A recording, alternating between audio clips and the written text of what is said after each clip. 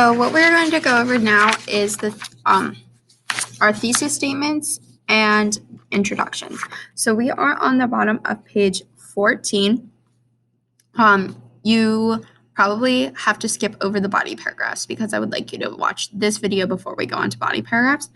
So we're on page 14. And we go down to number 3 where it says thesis statements. So you can pause this video if you need to fill this in. But so thesis statements. Where do thesis statements typically go in an essay? The last sentence. They are never your first sentence. Sometimes they go in the middle, but for our purposes, they will always be the last sentence or sentences. Sometimes thesis statements are 2 sentences of the introduction. A strong thesis statement claim must include the title. If it's a short story or an article, you put it in quotes. If it's a longer work, you put it in italics. Of the text that you are including, you include the author of the text, and you use a strong verb to introduce your argument. Clearly state your claim and argument that you will be sustaining throughout the paper. So, thesis statements. They cannot be argued, and they're usually too vague and broad. You don't. How do I want to phrase this? They're not specific enough. They cannot be fully proven with evidence from the text, and it doesn't fully answer the how, why of a prompt. Whereas inference is arguable claim based on evidence. Audience can be convinced, persuaded to believe thesis. Someone could argue against it or dispute it and relies on examples from the text to be proven. So this is whenever you're going to be doing your own analysis, whereas this is if you're going to be strictly talking about facts in a paper. So this will be more for a research paper, and this will be more for a literature analysis.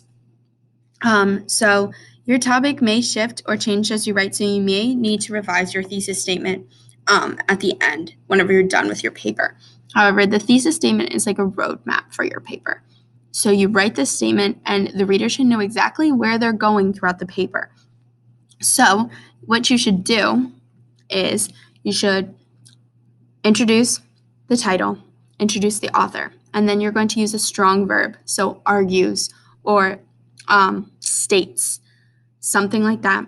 And then you're going to say the argument that the author is making. And then you're going to say in the next sentence, throughout this paper, I will be arguing, and then put your main points for each paragraph. You should have each of your main points in your thesis statement, so that way each topic that you're going to be talking about, the reader is not surprised by. We'll be going over thesis statements. We already did kind of, but I will have a video going on over that for your next song analysis paper.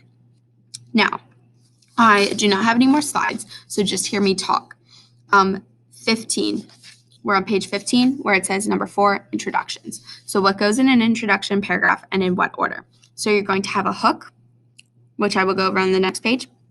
Then you're going to include background information on the story, on the author, whatever you think is more relevant. And then you're going to state your thesis statement. So we're now flipping the page, and we are on to page 16. And it says hooks. What is a hook? The hook is the first sentence of your introduction paragraph. It is meant to hook your reader's attention and get them interested in the topic of your specific essay. So I put some general hook tips for you. Write down the most interesting things about your essay. So you could go the content route, or you could go the audience route. So explaining the most interesting aspect of your essay to someone else.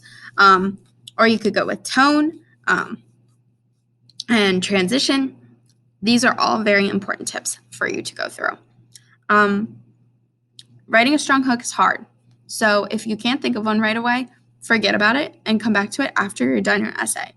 Your hook isn't going to determine the rest of the essay. It's just going to get the readers interested in it.